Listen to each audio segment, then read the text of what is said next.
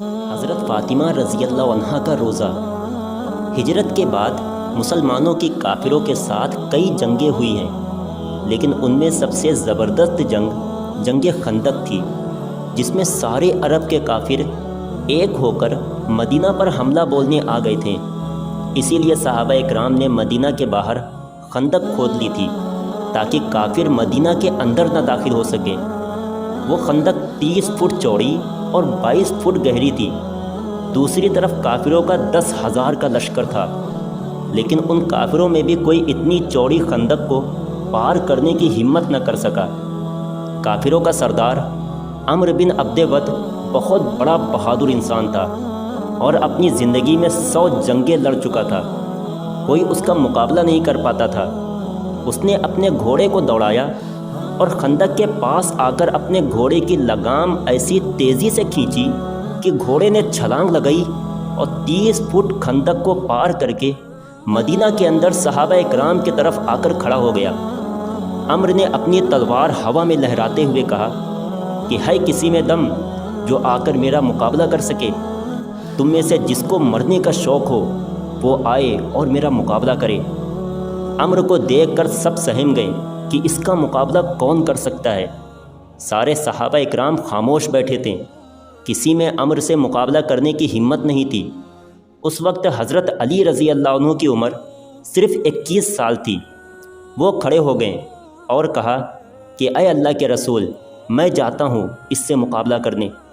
اللہ کے رسول نے کہا چپ رہو، بیٹھو، دیکھتے نہیں وہ عمرو ہے عمرو۔ عمرو نے پھر سے پکار کر کہا کہ ہے تم میں کسی کو جنت میں جانے کا شوق تو آئے مجھ سے مقابلہ کرے، میں اسے اس کی جنت میں پہنچا دوں گا۔ ادھر صحابہ اکرام میں کوئی بھی نہیں کھڑا ہوا۔ حضرت علی پھر سے کھڑے ہو گئے اور کہا اے اللہ کے رسول، میں جاتا ہوں۔ اللہ کے رسول نے کہا بیٹھو، دیکھتے نہیں وہ عمرو ہے عمرو۔ حضرت علی پھر سے بیٹھ گئے۔ تیسری بار پھر سے عمرو نے کہا کیا تم میں کسی نے اپنی ماں کا دودھ نہیں پیا ہے؟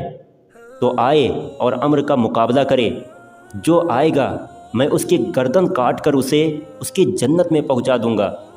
حضرت علی پھر سے کھڑے ہو گئے اور کہا کہ اے اللہ کے رسول، میں جاتا ہوں۔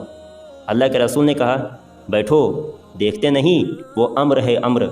حضرت علی نے کہا اے اللہ کے رسول، اگر عمرو ہے تو کیا ہوا؟ آپ مجھے ایک بار بھیجو تو صحیح۔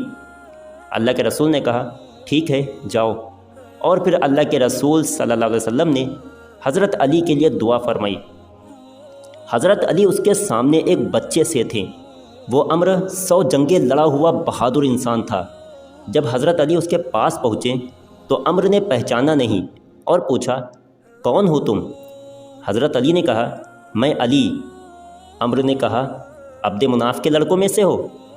حضرت علی نے کہا نہیں، عبد المطلب کا لڑکا ہوں۔ یہ سننا تھا کہ عمرو تعجب سے کہنے لگا ارے میرے بھتیجے، تم کہاں میرے سامنے آ گئے؟